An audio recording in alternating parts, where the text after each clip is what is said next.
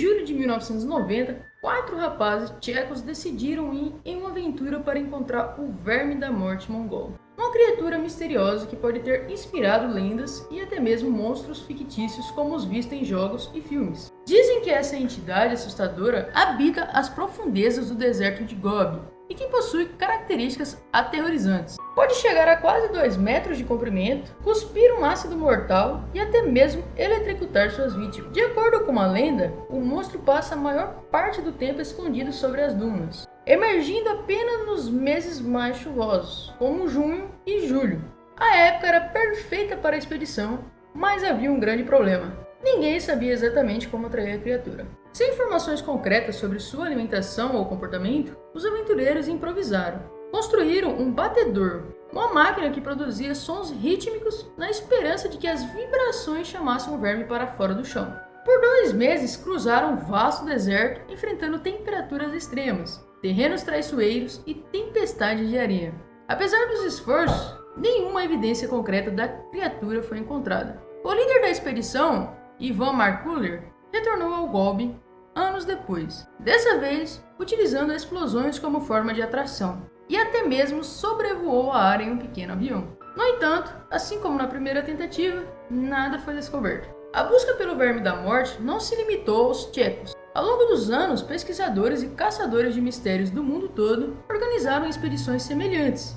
Equipe dos Estados Unidos, Reino Unido e Nova Zelândia aventuraram-se pelo deserto com tecnologias mais avançadas, métodos variados e teorias intrigantes. Alguns acreditavam que os sons altos poderiam espantar a criatura, enquanto outros tentaram atrair o monstro criando condições úmidas artificiais ao represar pequenos riachos. Contudo, construir barragens numa área do Gobi provou ser uma tarefa quase impossível. No fim, muitos acabaram recorrendo a armadilhas, mas sem sucesso. Os ocidentais tomaram conhecimento do Verme da Morte pela primeira vez através do paleontólogo americano Roy Andrews. Esse explorador destemido, possivelmente inspiração para o personagem Indiana Jones, escreveu sobre o monstro em 1926 após ouvir relatos de líderes mongóis. Embora ninguém tivesse visto a criatura diretamente, os relatos eram assustadoramente detalhados. Diziam que se parecia com um grande salsicha de cerca de 60 centímetros, sem cabeça ou pernas,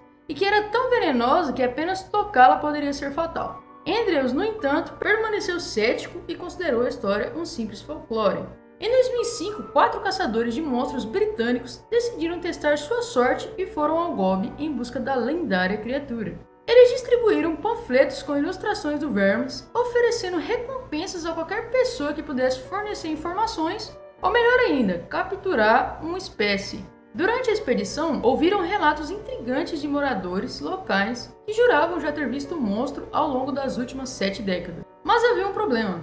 As descrições eram incrivelmente variadas. Alguns afirmavam que o verme tinha apenas 30 centímetros de comprimento, enquanto outros diziam que chegava ao tamanho de um humano. Suas cores também divergiam: cinza, branco, marrom escamoso ou até mesmo um tom vermelho brilhante e carnudo. Além disso, havia quem dissesse que ele se parecia com a cobra, uma lagarta ou até mesmo um ser alado capaz de voar. Diante de tantas versões contraditórias, os pesquisadores começaram a questionar se a criatura realmente existia ou se era apenas mais um entre tantos mistérios, assim como o Pé Grande e o monstro do Lago Ness. Em 1983, um cientista que visitava a região ouviu um rumor de que um idoso local havia conseguido capturar um verme.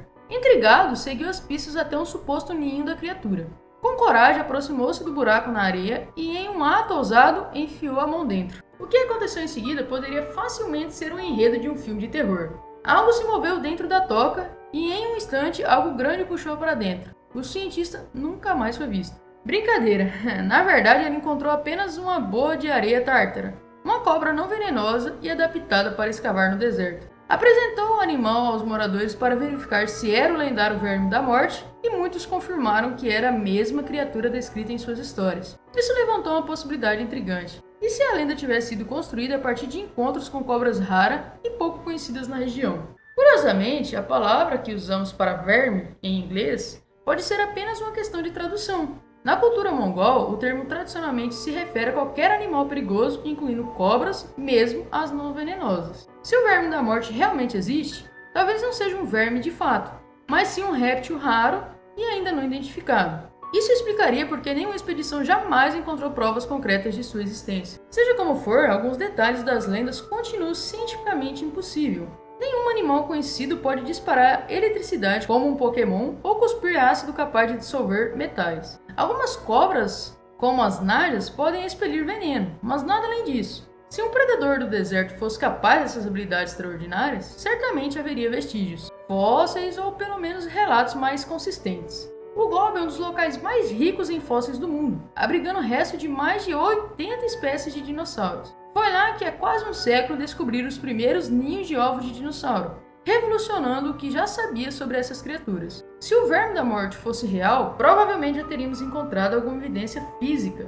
Falando em mistérios do deserto, outro fenômeno intrigante assombra a região há séculos: os sons das areias cantares. Marco Polo, o famoso viajante do século XIII, relatou que ao atravessar o Gobi, ouviu ruídos estranhos parecidos com tambores ou instrumentos musicais. Ele acreditava que eram vozes de espíritos inquietos. Os cientistas modernos, no entanto, têm uma explicação bem menos sobrenatural. O fenômeno ocorre quando certas condições específicas são atendidas. Para uma duna cantar, os grãos de areia devem ter o formato certo. A duna precisa ser grande e a areia deve estar completamente seca. Quando uma pequena avalanche acontece na encosta de uma dessas dunas, a areia desliza e gera um som grave e profundo, que pode soar como um instrumento musical. Os cientistas já testaram isso deslizando intencionalmente pela areia e sentindo as vibrações nas mãos. O efeito é tão forte que parece um gigantesco alto-falante natural. O mistério do Verme da Morte Mongol continua sem solução. Seria uma criatura real, um réptil desconhecido ou apenas um mito alimentado por relatos exagerados? Até que alguém apresente uma prova definitiva, a lenda persistirá, desafiando aventureiros e cientistas a desvendar um dos maiores enigmas do deserto de Gobi. E aí, o que você achou do vídeo de hoje? Você realmente acredita que existe um Verme da Morte de Mongol? Comenta aqui embaixo o que você acha sobre isso. Se inscreve no canal e ative o sininho de notificação para não perder nenhum vídeo. Curte aqui embaixo se você gostou do conteúdo e até o próximo vídeo.